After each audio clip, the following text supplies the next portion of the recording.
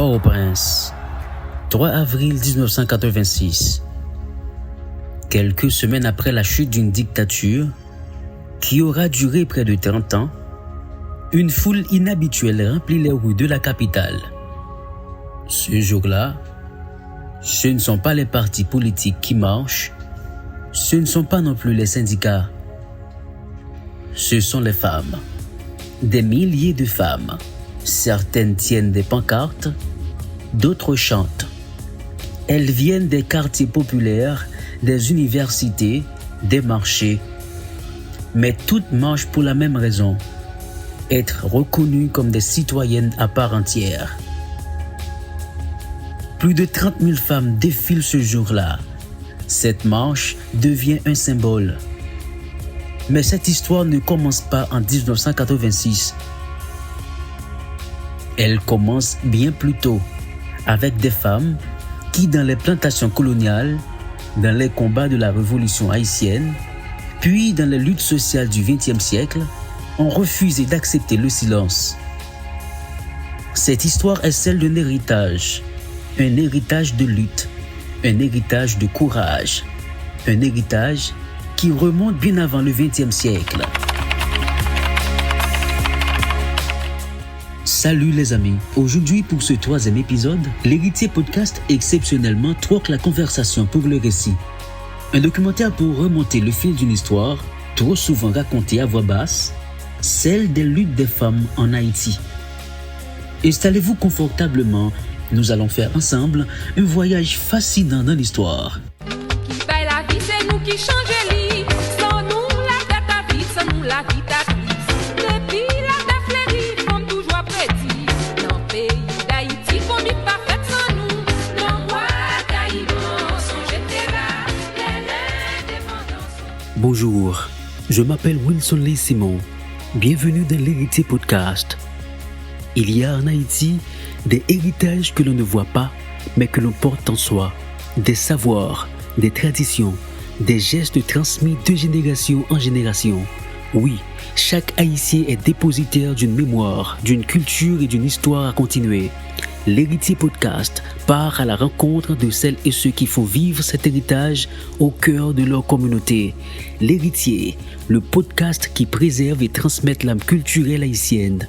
Écoutez-le, cela vous rendra peut-être immortel. Qui sait? Le mouvement féministe apparaît dans le monde comme une contestation de notre social qui, pendant longtemps, a tenu les femmes à l'écart de la vie publique. À la fin du 19e siècle, en Europe et en Amérique du Nord, des militantes commencent à s'organiser pour réclamer des droits politiques, notamment le droit de vote. Aux États-Unis, cette lutte aboutit en 1920 avec l'adoption du 19e amendement porté par des figures comme Susan Anthony et Elizabeth Cady Stanton. En France, les femmes obtiennent le droit de vote en 1944 et dans les années 70, la question du droit à l'avortement s'impose dans le débat jusqu'à la loi portée par Simone Veil en 1975. Il faut toutefois ouvrir une petite parenthèse. Les premiers mouvements féministes en Europe et aux États-Unis étaient surtout portés par des femmes blanches. Les femmes noires, elles, restaient largement à l'écart de ces luttes. Plusieurs penseurs le rappelleront plus tard, notamment la philosophe brésilienne Sueli Carneiro dans son texte noir sur le féminisme, qui invite à repenser le féminisme à partir de l'expérience des femmes noires. Parenthèse refermée, revenons maintenant à Haïti.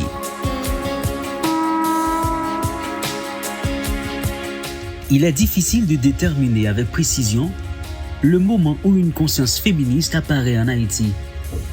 Certains observateurs estiment que les racines de cette lutte remontent à l'époque coloniale, lorsque des femmes participaient déjà aux résistances contre l'esclavage et au combat pour la liberté. Toutefois, le mouvement féministe organisé prend véritablement forme au cours de la première moitié du XXe siècle. L'occupation américaine d'Haïti, entre 1915 et 1934, constitue une période de profonde transformation sociale et politique. Dans ce contexte, plusieurs femmes issues des milieux intellectuels commencent à réfléchir à la place des femmes dans la société haïtienne. En 1934, un groupe de militantes fonde la Ligue féminine d'action sociale, la première organisation féministe structurée du pays. Parmi ces figures les plus marquantes figurent Madeleine Sylvain Bouchereau, Alice Garout et la journaliste Yvonne Hakim Rimpel.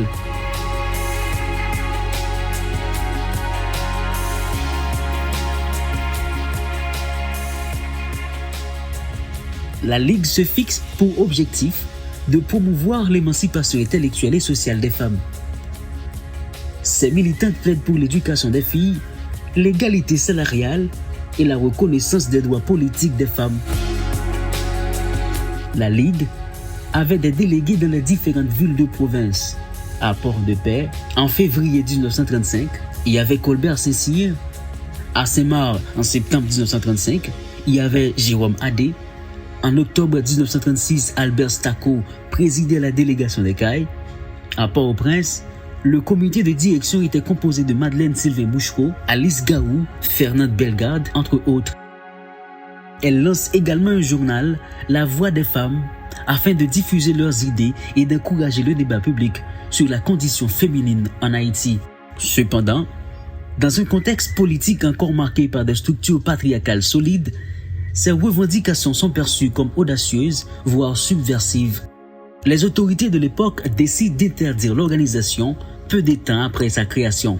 Cette interdiction, vous pouvez l'imaginer, illustre les résistances auxquelles se heurtent les premières mobilisations féministes. Malgré ces obstacles, les militantes poursuivent leur travail et parviennent à relancer leurs activités quelques années plus tard.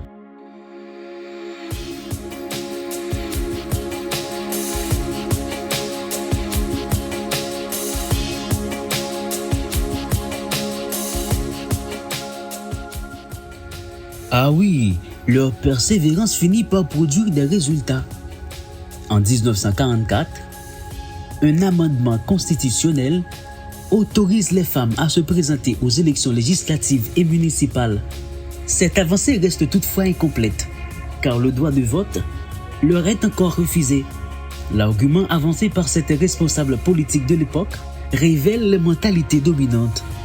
On considère alors que la société n'est pas prête à confier aux femmes une participation pleine dans la vie politique. Il faudra attendre 1950 pour que les femmes haïtiennes obtiennent le droit de vote. Ce n'est qu'en 1957 que leur droit de participer pleinement aux scrutins nationaux est officiellement reconnu. Ironiquement, cette conquête historique intervient dans une période d'instabilité politique qui mènera peu après à l'instauration de la dictature duvalieriste. Le régime instauré par François Duvalier, puis poursuivi par son fils Jean-Claude Duvalier, mettra pendant près de 30 ans un frein brutal aux mobilisations sociales. Plusieurs organisations sont dissoutes ou contraintes de réduire leurs activités, tandis que de nombreuses militantes vivent sous la menace de la répression. Un épisode marquant illustre cette répression. En janvier 1958, la journaliste et militante Yvonne Hakim Rimpel est violemment agressée à son domicile après avoir critiqué le pouvoir de François Duvalier. Battue, enlevée, elle est retrouvée le lendemain grièvement blessée. L'affaire choque l'opinion publique. La Ligue féminine d'action sociale proteste publiquement, mais l'enquête ouverte quelques mois plus tard sera finalement abandonnée.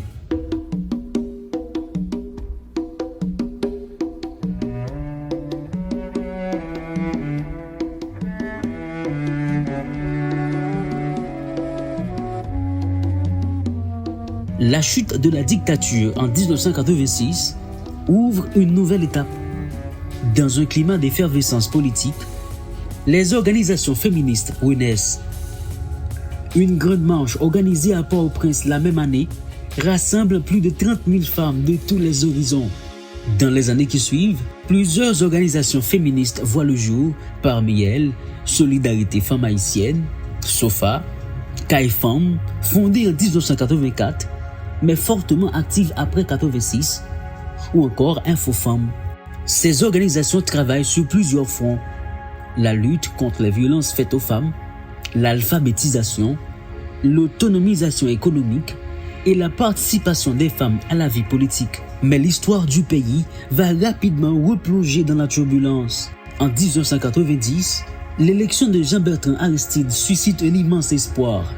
8 mois plus tard pourtant, un coup d'État militaire mené par le général Raoul Cédras plonge le pays dans une nouvelle période de répression.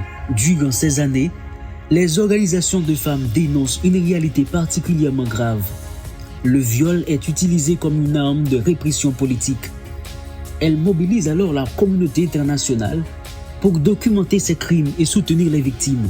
Après le retour à l'ordre constitutionnel en 1944, les militantes profitent de ce nouvel espace politique pour porter une revendication majeure, la création d'une institution publique chargée des droits des femmes. Cette mobilisation aboutit à la création du ministère à la condition féminine et aux droits des femmes.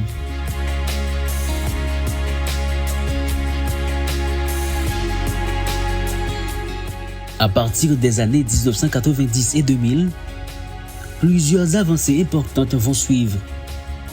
Haïti ratifie en 1994 la Convention interaméricaine contre la violence faite aux femmes, connue sous le nom de Convention de Belém do Pará, et participe l'année suivante à la Conférence mondiale sur les femmes de Beijing. Entre 1994 et 1996, la Commission nationale de vérité et de justice enquête sur les crimes commis contre les femmes pendant la période du coup d'État militaire. En 2005, un décret vient enfin criminaliser le viol dans la législation haïtienne. L'année suivante, la loi électorale introduit un quota minimal de 30% de femmes dans les postes électifs. Les organisations féministes poursuivent également leur travail de plaidoyer. Elles dénoncent notamment les violences commises contre les femmes par certains soldats de la mission internationale en Haïti et obtiennent la reconnaissance de ces faits par les Nations Unies. Elles participent aussi à l'élaboration de politiques publiques importantes, comme la politique d'égalité femmes-hommes 2014-2034 et la loi sur la paternité, la maternité et la filiation adoptée en 2014, qui établit notamment l'égalité entre les enfants. Plus récemment, l'État haïtien a adopté le 3e plan national de lutte contre les violences faites aux femmes 2017-2027. L'histoire du mouvement féministe haïtien s'étend sur près de siècles, de la création de la Ligue féminine d'action sociale en 1934 jusqu'aux luttes contemporaines contre les violences de genre. Des générations de femmes ont transformé la société, pierre après pierre, combat après combat. Leurs victoires juridiques et politiques sont la preuve que la dignité se conquiert. En ce sens, le féminisme haïtien est un héritage de courage, de solidarité et de résistance, transmis comme un flambeau dans la nuit. Alors, peut-être que la véritable question aujourd'hui n'est pas de savoir d'où nous venons, mais où nous allons. Que ferons-nous de cet héritage? Car hériter, nous l'avons appris ensemble, ce n'est pas seulement recevoir, c'est aussi continuer.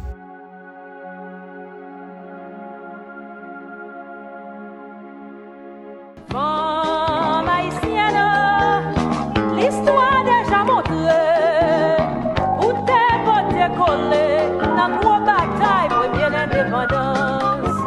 Femme haïtienne, sorti derrière Rigoa, pour faire pour nous parler, pour demain belle offre nous passer à l'action. Voilà, les amis, nous sommes arrivés au bout du chemin. J'espère que ce voyage à travers l'histoire du féminisme en Haïti vous a touché et que vous repartez avec un peu plus de lumière. C'était l'Héritier Podcast avec Winson Ley Simon. Si cette histoire vous a parlé, abonnez-vous, partagez et laissez-nous une trace de votre passage. Vos impressions sont les échos qui nous permettent d'avancer. Prenez soin de vous et de l'héritage que vous portez.